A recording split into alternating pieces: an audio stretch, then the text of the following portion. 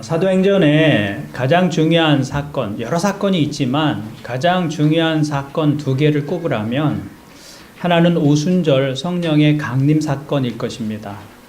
그리고 또 하나는 사울이 예수님을 만나서 회심한 사건이라고 말할 수 있습니다. 오순절 성령의 사건은 이 땅에 교회가 세워지는 결정적 계기가 되었습니다.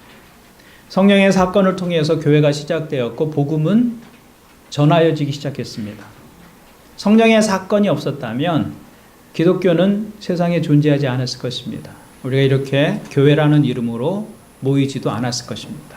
성령의 사건이 사도행전의 가장 중요한 사건이죠. 또 하나 중요한 사건은 바울의 회심입니다.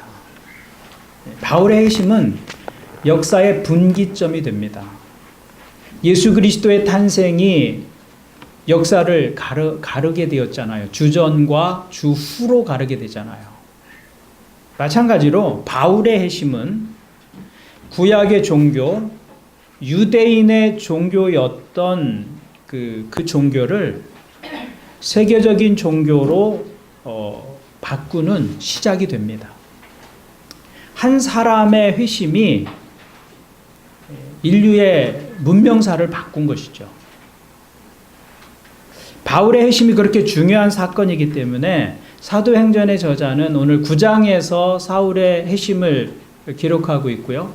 22장에도 또 26장에도 세 번이나 반복해서 사도 바울의 회심을 기록하고 있습니다. 바울은 아주 열정적인 유대교 신자였습니다. 그의 히브리 이름이 사울입니다. 그러니까 사울이냐 바울이냐, 왜 사울이라 그랬다 바울이라 그랬다 이렇게 이름을 이렇게 혼용하느냐 생각할 수 있는데 사울이 바울이고 바울이 사울입니다. 어떤 분은 사울이 개정한 후에 바울로 이름을 바꾸었다 그렇게 이해를 가지고 있는 분들이 계신데 그건 사실이 아닙니다. 이런 이해를 가진 분들은 사울이라는 뜻은 큰 자라는 뜻이고 바울이라는 뜻은 작은 자라는 뜻이다 이렇게 설명하곤 합니다. 그래서 사울이라는 사람이 회심하기 전에는 교만해서 자기 스스로를 큰 자라고 불렀는데 예수님을 만나고 나서는 겸손해져서 이름을 바울, 작은 자로 바꾸었다. 그렇게 설명하죠. 근데 그것은 맞는 설명은 아닙니다. 매우 은혜로운 해석이긴 하지만 사실과는 거리가 먼 이야기입니다. 사울은 히브리어 이름입니다. 히브리적 이름이에요. 바울은 그리스어 이름일 뿐입니다. 재미교포들이 한글 이름과 영어 이름을 같이 갖고 있는 것처럼 바울도 로마 시민권을 가지고 있었던 유대인이었기 때문에 히브리 이름과 그리스 이름, 헬라 이름을 같이 가지고 있었던 것입니다. 그래서 사도행전 13장 9절을 보면 사울을 소개할 때 이렇게 말합니다. 바울이라고도 하는 사울이 이렇게 말합니다. 그러니까 바울이라는 이름으로도 불렸고 사울이라는 이름으로도 불렸다는 것이죠.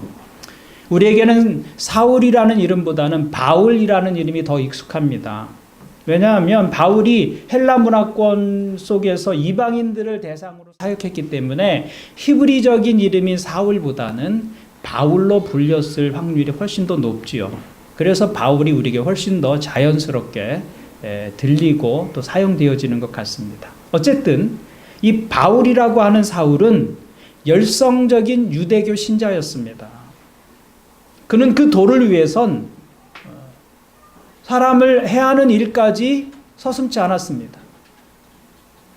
스데반이 순교당할 때 이 바울이 그 자리에 있었죠. 그는 나무에 달려 죽은 자가 부활했다고 말하는 이 종교에 대해서 말도 안 되는 일이다. 그 십자가에 죽은 그 사람이 메시아다라고 전하는 그 새로운 종교가 유대교의 율법을 훼손하고 있다 이렇게 믿었습니다. 그렇게 전하는 것은 하나님의 뜻에 어긋난 것이다. 굳게 믿었습니다. 그래서 유대교에 대한 열심을 가지고 교회를 핍박합니다. 그는 자기가 믿는 바를 위해서 목숨까지도 바칠 수 있는 그런 사람이었다는 것이죠. 바울은 불덩어리와 같은 사람이었습니다. 열정이. 근데 그 열정이 넘쳐서 불이 되었는데, 근데 그 불은 남을 태우는 불이었습니다. 진정한 열심은 태우는 불이 아니라 비추는 불이어야 합니다. 어둠을 비추는 불이어야 하죠. 그런데 그의 열심은 태우는 불이었어요. 자기도 태우고 남도 태우는 파괴적인 열정이었습니다. 그래서 사도행전의 저자는 사울의 그런 열심을 설명하면서 제자들을 위협하면서 살기를 띠고 있었다, 이렇게 표현하고 있습니다. 개역 성경을 보면 위협과 살기가 등등해서 이렇게 그의 열정을 표현하고 있죠. 사울은 위협과 살기가 등등해서 대제사장을 찾아갑니다. 예수 믿는 사람들이 유대교를 혼란에 빠뜨리고 있다고 생각하니까 참을 수가 없었습니다. 그래서 대제사장으로부터 예수 믿는 자를 붙잡을 수 있는 위임을 받습니다. 그런 권리를 위임받습니다. 그래서 그 편지를 가지고 다마스쿠스라는 도시로 이 그리스도인들을 잡으러 가는 것이죠. 그런데 그 길에서 바울은 자신이 그렇게 반대하고 핍박했던 주님을 만나게 됩니다. 3절부터 5절은 그 상황을 이렇게 기록하고 있습니다. 사울이 길을 가다가 다마스쿠스 가까이에 이르렀을 때에 갑자기 하늘에서 환한 빛이 그를 둘러 비추었다. 그는 땅에 엎어졌다. 그리고 그는 사울아 사울아 내가 왜 나를 핍박하느냐 하는 음성을 들었다. 그래서 그가 주님 누구십니까 하고 물으니 나는 내가 핍박하는 예수다.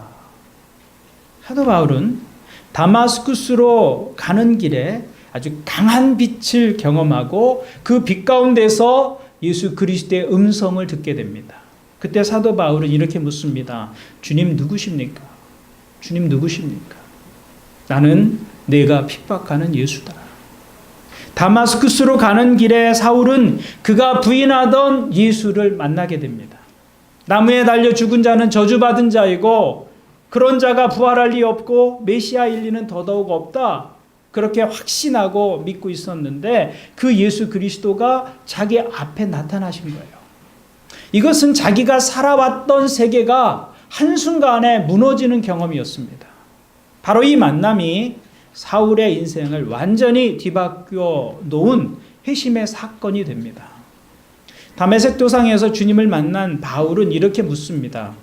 주님 누구십니까? 이것은 아주 중요한 질문입니다. 모든 사람에게 중요한 질문입니다. 왜냐하면 이 질문에 대한 대답이 우리의 구원을 결정하고 우리의 영원을 결정하기 때문입니다. 이 질문은 초대교회로부터 지금까지 교회를 구성하는 중요한 질문이었고 동시에 한 사람의 영혼을 결정하는 질문이 되어 왔습니다. 이 질문을 가장 처음 물으신 분은 사실은 예수님 자신이었습니다. 가이사라 빌립보라는 지방에서 제자들과 함께 주님이 계실 때 주님은 갑자기 이 질문을 제자들에게 물으셨습니다. 너희는 나를 누구라고 생각하느냐? 왜 주님은 제자들에게 자기에 대해서 어떻게 생각하시는지 물으셨을까요? 주님은 이미 제자들의 마음의 생각이 어떠한지를 다 아시는 분이신데 왜 굳이 그것을 물으시는 것이었느냐? 그 이유는 참된 신앙은 참된 고백에서부터 시작이 되기 때문입니다. 예나 지금이나 예수님에 대한 다양한 견해들이 존재합니다.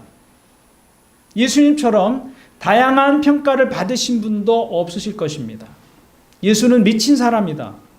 예수님의 친척들이 그렇게 말했습니다. 제가 미쳤다 이렇게 말하는 것이죠. 내가 하나님의 아들이다 라고 이야기하니까.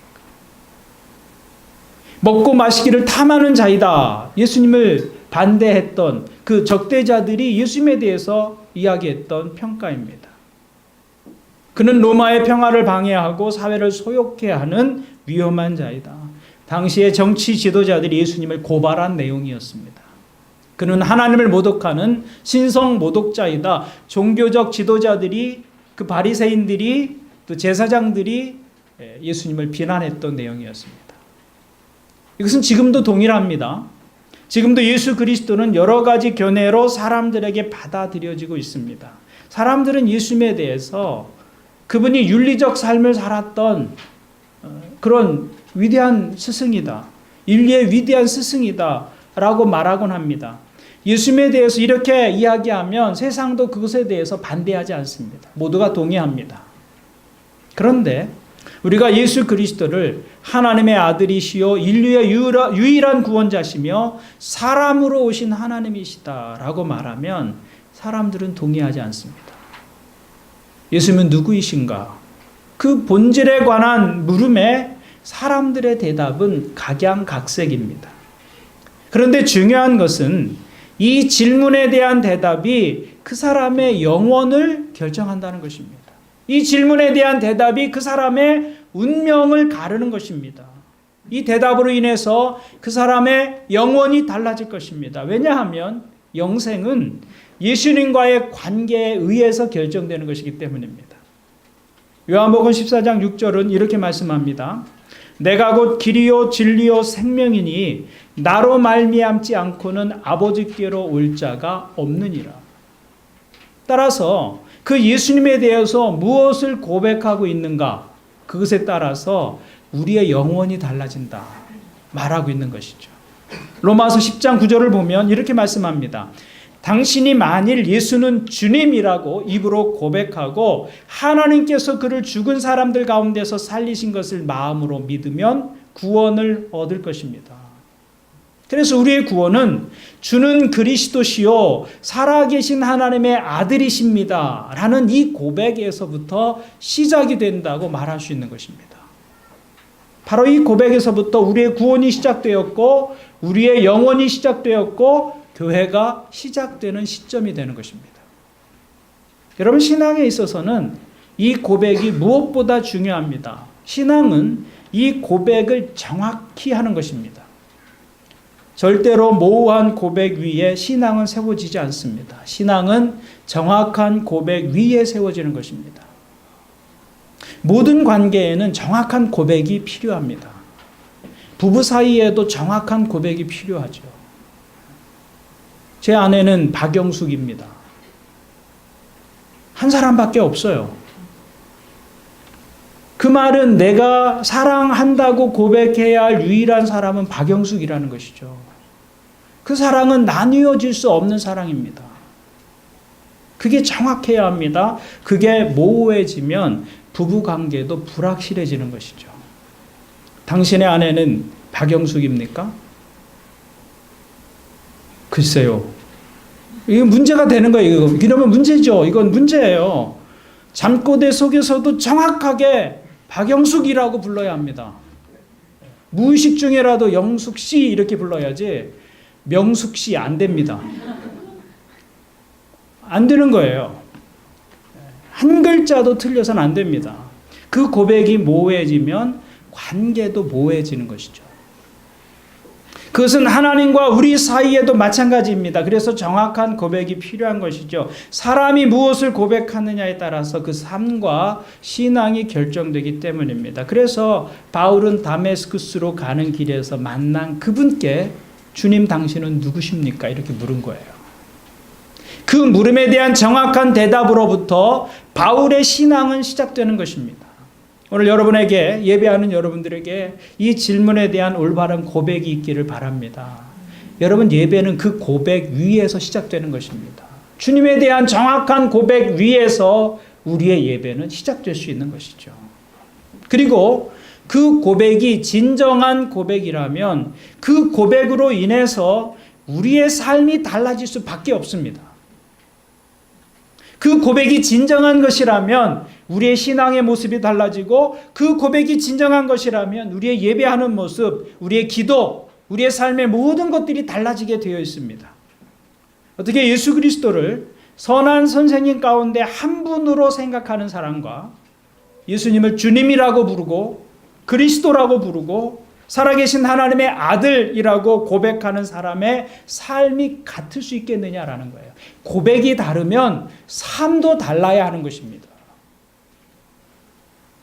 우리의 고백이 참으로 진정한 고백이라면 우리의 삶과 우리의 신앙은 그 고백 위에 세워져야 하는 것이죠. 그래서 사도 바울은 두 번째로 이렇게 묻습니다. 주님, 제가 어떻게 할까요? 이렇게 묻습니다. 주님 누구십니까? 나는 내가 핍박하던 예수다. 부활하신 주님 만나고 나서 사도 바울은 두 번째 질문을 던집니다. 주님, 제가 어떻게 할까요? 오늘 말씀에는 이 물음이 정확하게 나타나 있지 않지만 사도행전 22장의 말씀을 보면 바울이 이 두 번째 질문을 이렇게 묻고 있는 것을 볼 수 있습니다. 그때에 내가 주님 어떻게 하라 하십니까? 하고 말하였더니 주님께서 내게 말씀하셨습니다. 일어나서 다마스쿠스로 가거라. 거기에는 내가 해야 할 모든 일을 누가 말해줄 것이다. 바울이 주님께 물은 두 번째 질문이 무엇입니까? 주님 어떻게 하라 하십니까? 그러니까 주님, 내가 이제 어떻게 해야 합니까? 주님, 제가 이제 어떻게 살아야 합니까? 이렇게 물은 것이에요. 우리가 예수님이 살아계신 하나님의 아들이시라는 것을 알게 되었을 때 우리는 인생에 새로운 질문을 가지게 됩니다. 그것은 이제부터 나는 어떻게 살아야 하는가라는 질문입니다. 그래서 사도 바울이 복음을 전할 때, 또 사도들이 복음을 전할 때 그 복음을 들었던 사람들의 반응이 한결같았습니다. 형제들이여 우리가 어찌할꼬, 형제들아 우리가 어찌할꼬, 이렇게 반응했던 것을 볼 수 있습니다. 그러니까 예수 그리스도를 진정으로 만난 후에는 이 질문을 하지 않을 수가 없는 거예요. 나는 어떻게 해야 하는가? 지금까지 살아온 그대로 계속 살아야 하는가? 아니면 다른 길로 가야 하는가? 나는 어떻게 살아야 하는가? 그 질문을 물을 수밖에 없는 것입니다. 생각해 보십시오. 지금까지 영원히 없다고 생각하며 살았습니다. 내 인생의 계획과 목표는 영원을 염두에 둔 것이 아니었습니다. 영원은 없었습니다. 그 영원이 없다는 것을 전제하고 내가 인생을 살아왔었습니다. 그런데 어느 날 그 영원이 있다는 것을 알게 되었습니다. 그렇다면 어떻게 그 이전과 똑같은 삶을 살 수 있겠습니까? 지금까지 하나님은 없다고 생각하고 인생을 살아왔습니다. 내 인생의 주인은 나 자신이었습니다.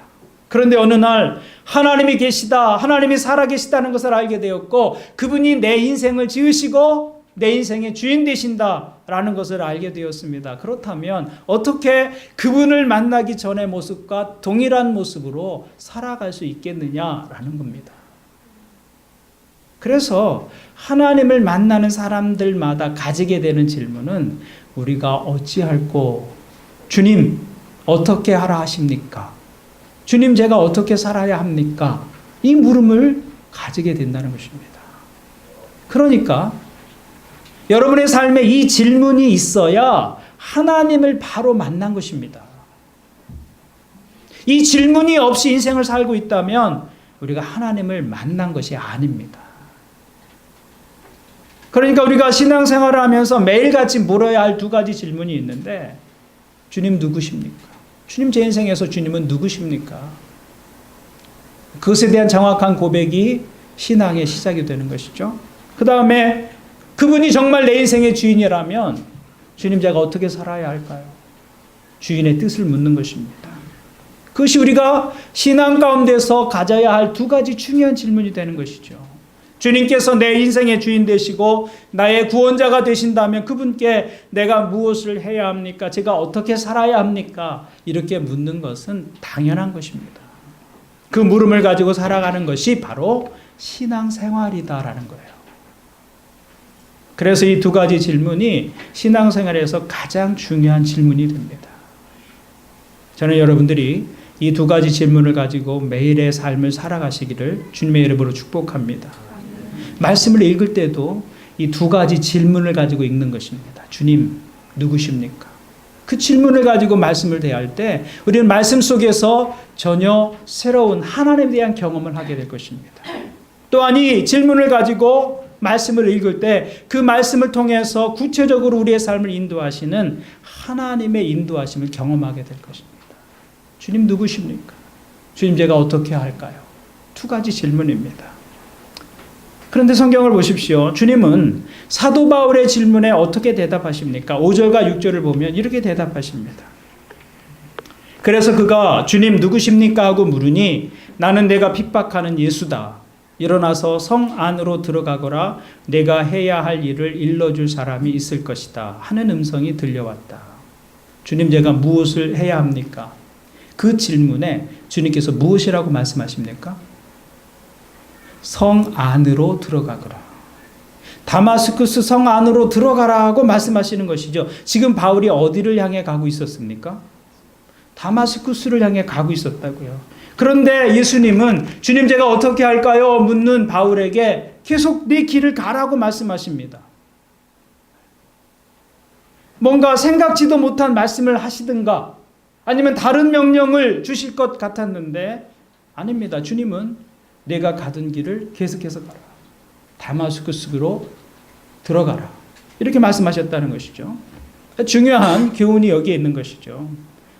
우리 인생의 장소는 변하지 않습니다. 우리가 예수 믿어도 삶의 자리는 변하지 않아요. 삶의 방향이 변하지 않습니다. 그런데 변한 것이 있습니다. 무엇이 변합니까? 그 삶의 의미가 변하고 목적이 변합니다. 다마스쿠스로 가는데 그 다마스쿠스로 가는 의미가 바뀌고 목적이 변하는 것입니다. 바울이 다마스쿠스로 가는 이유는 예수님을 만나기 전에는 예수를 믿는 사람들을 잡으러 가는 것이 목적이었습니다. 그러나 예수를 믿고 난 후에는 다마스쿠스로 가는 목적이 달라지는 것이죠. 그는 그 성에서 예수 그리스도를 오히려 증거하고 있습니다. 그러니까 바울에게 있어서 다마스쿠스는 이미 다른 장소로 변화하여진 것입니다. 자신의 존재가 달라졌기 때문에, 그리고 그 목적과 이유가 달라졌기 때문입니다. 그런데 이것이 믿음 안에서 우리에게 주어지는 사명이고 미션입니다. 장소는 같은데 의미가 달라지고 목적이 달라지는 것입니다. 새로운 의미와 목적을 가지고서 그곳에서 살아가는 것입니다. 그것이 우리의 사명이 되고 미션이 되는 것이죠. 듣도 보도 못한 일을 하게 되는 것이 아닙니다. 내가 있는 자리에서 새로운 의미와 목적을 가지고 그것을 살아가는 것이죠. 그것이 믿음 안에서 주어지는 사명입니다. 하나님이 주시는 사명과 미션은 특별한 것이 아닙니다. 내가 살아가고 있는 그 자리, 내가 관계하고 있던 그 사람들, 그 속에서 다른 목적과 다른 이유를 가지고 살아가는 것입니다. 이와 비슷한 이야기가 요한복음 4장에 나옵니다. 예수님이 수가성, 사마리아 땅의 수가성이라는 곳에 가십니다. 거기서 한 여인을 만납니다. 우물가에서. 그리고 그 여인은 예수님을 통해서 영원히 목마르지 않는 생명의 물에 대해서 이야기를 듣습니다. 그리고 그 여인은 물 길어왔던 물동이를 버려두고 뛰어갑니다. 어디로 뛰어갑니까? 자기 동네를 향해 뛰어갑니다. 그런데 예수님을 만난 이 여인에게 있어서 그 동네는 예전의 동네가 아니었습니다. 이전에 그 동네는 자신이 따돌림 받던 동네였습니다. 그래서 한낮에 땡볕이 내리쬐는 그 뜨거운 시간에 혼자서 물을 길러 온 것이죠. 중동지방에서 이런 일은 동이 틀 때나 해가 질 적에 여인들이 함께하는 일이었습니다. 뜨거운 햇볕을 피해서. 그런데 이 여자는 그 동네의 평범한 여인들과 어울릴 수 없는 신분의 여자였습니다. 그래서 홀로 정오에 가장 뜨거운 날씨에 물을 길러 온 것이죠. 그런데 예수님을 만나자 그 동네가 그녀에게 새로운 의미로 다가온 것입니다. 전에는 거기서 사는 것이 지옥과 같았습니다. 거기서 만나는 사람들이 정말 원수보다도 더 미웠습니다. 그런데 이제는 그런 동네가 아닙니다. 그가 한달음에 뛰어들어간 동네는 내가 이제 메시아를 만났다. 내가 영원히 목마르지 않는 인생의 비결을 발견했다. 그것을 외치는 동네가 되었던 것이죠.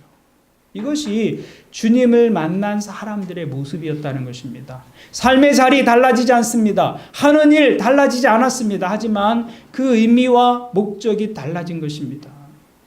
그런 의미에서 우리가 진정으로 주님을 만났다면 우리가 매일 출근하는 직장이 달라져야 합니다. 매일 출퇴근하는 직장이지만 예배를 드리고 가는 그 직장은 다른 의미가 있어야 하는 것이죠. 하나님의 말씀을 들었기 때문입니다. 그 말씀 앞에 내가 새롭게 서게 되었다면 내가 가는 곳이 달라지는 것입니다. 같은 자리라도. 내가 변했기 때문에. 내가 변하면 같은 장소지만 같은 관계지만 다른 의미가 되고 다른 가치가 되는 것입니다. 창세기 16장에도 아주 비슷한 이야기가 나옵니다. 창세기 16장에는 하갈이라는 여인의 이야기가 나옵니다. 하갈은 아브라함의 아내 사라의 여종이었습니다. 그런데 하갈이 아브라함을 통해서 아들을 낳습니다. 본부인인 사라는 아들을 못 낳는데 여종인 하갈이 아들을 낳습니다. 그 아들의 이름이 이스마엘입니다. 그때부터 이 여종 하갈의 마음이 교만해졌습니다. 그리고 은근히 본부인인 사라를 업신여겼습니다. 그런데 그것이 자신에게 화살이 되어서 돌아오기 시작하죠. 자기 여주인인 사라가 그것을 질투해서 그를 힘들게 합니다. 성경은 사라가 하갈을 학대했다, 그렇게 기록하고 있습니다. 그래서 그 집에서 사는 것이 고통스러웠습니다. 참다 못해서 하갈이 어느 날 자기 주인의 집에서 도망쳐 나옵니다. 이스마엘을 데리고. 그리고 사막에서 길을 잃고 헤매다가 그 광야길에서 누구를 만나느냐면 하나님을 만납니다. 하나님을 만나요. 하나님께서 광야를 헤매는 하갈을 찾아오셨습니다. 거기까지 찾아오신 하나님께서 하갈에게 주신 말씀이 무엇이었습니까? 창세기 16장 9절을 보면 이렇게 말씀하십니다. 주님의 천사가 그에게 말하였다. 너의 여주인에게로 돌아가서 그에게 복종하면서 살아라. 삶의 자리를 바꿔주시지 않아요. 그 관계를 바꿔주시지 않으셨습니다. 다시 그 관계로 들어가고 다시 그 장소로 들어가라는 것입니다. 하나님은 하갈이 자기 주인 사라에게서 도망하는 것을 동의하지 않으셨습니다. 오히려 다시 돌아가라, 이렇게 말씀하시는 것이죠. 쉬운 말씀이 아닙니다. 어떻게 죽음을 각오하고 도망쳐 나온 곳으로 다시 돌아갈 수 있었겠습니까? 죽음보다 힘든 학대와 부당한 대우가 있는 곳으로 어떻게 다시 돌아갈 수 있겠는가? 그런데 놀랍게도 하갈은 하나님의 말씀을 듣고 그 말씀대로 사라에게로 다시 돌아갑니다. 어떻게 그런 일이 가능합니까? 그것이 우리가 하나님을 만났을 때 우리 가운데 일어나는 일입니다. 나를 보시는 하나님, 내 삶의 문제 가운데 찾아와 주시고 나를 만나 주시는 하나님, 나의 사정을 아시는 하나님, 내 고통을 보시고 들으시는 하나님, 그 하나님이 나에게 찾아오게 되면 그 신앙의 체험을 가지고서 내가 피하고 싶었던 삶의 자리로 다시 들어갈 수 있게 되는 것입니다. 문제를 피하여 도망하지 않고 그 문제를 직면하여 그 문제를 해결할 수 있게 되는 것이죠. 이것이 우리가 하나님을 만날 때 하나님이 우리 가운데서 행하시는 일입니다. 그래서 우리가 하나님을 경험하면 문제를 피하는 것이 아니라 그 문제를 직면할 수 있는 용기와 힘을 갖게 되는 것입니다. 하나님을 만나면 이렇게 새로운 삶이 시작되는 것입니다. 삶의 자리가 새로워져서가 아닙니다. 관계가 전혀 새로운 관계로 변화되어서가 아닙니다. 새로운 힘을 얻고 문제의 자리로 돌아가서 그것을 바로잡고 거기서 인내하며 그 관계를 회복하는 놀라운 능력을 하나님과의 관계 속에서 경험하기 때문입니다. 그래서 이제는 그 환경에서 도망치지 않습니다. 그 환경과 싸워서 이길 수 있습니다. 그것이 하나님을 만난 사람들의 모습이었습니다. 오늘 여러분에게 그런 은혜가 있기를 바랍니다. 하나님을 아는 사람들은 삶의 자리가 달라지지 않아도 관계가 변화되지 않아도 다시 그 속에 들어갈 수 있는 것이죠. 그래서 하나님은 바울에게 다마스쿠스로 가거라 말씀하시는 것입니다. 같은 장소입니다. 그러나 장소는 같은 장소이지만 전혀 다른 곳이 되었습니다. 사도 바울이 변했기 때문입니다. 그러니까 우리의 문제는 환경의 문제가 아니라 보다 근본적으로는 내가 누구냐의 문제입니다. 내가 누구냐. 내가 달라지면 그 자리는 전혀 다른 자리가 됩니다. 그것이 하나님을 만난 사람들의 모습입니다. 주님을 만나고 바울은 두 가지 질문을 가지고 인생을 삽니다. 주님 누구십니까? 그리고 주님 제가 어떻게 할까요? 그 두 가지 질문을 가지고 살 때 바울의 인생이 달라졌습니다. 그리고 그 한 사람을 통해서 세계의 역사가 달라집니다. 그러므로 믿음은 매일의 삶 속에서 이 두 가지 질문을 가지고 사는 것입니다. 주님 누구십니까? 그 물음 속에서 하나님에 대한 새로운 이해와 경험이 생겨나는 것이죠. 그리고 그 경험을 가지고 두 번째 질문을 묻는 것입니다. 주님 이제 제가 어떻게 살까요? 그러면 우리의 삶에 새로운 의미와 이유가 생겨나는 것을 경험하게 될 것입니다. 같은 자리였어요. 고통스러운 자리였어요. 그럼에도 불구하고 이 두 가지 질문을 가지고 하나님 앞에 서게 되면 그것이 우리에게 새로운 의미와 가치와 목적으로 다가오게 됩니다. 그것이 우리의 삶의 사명이 되고 미션이 되는 것이죠.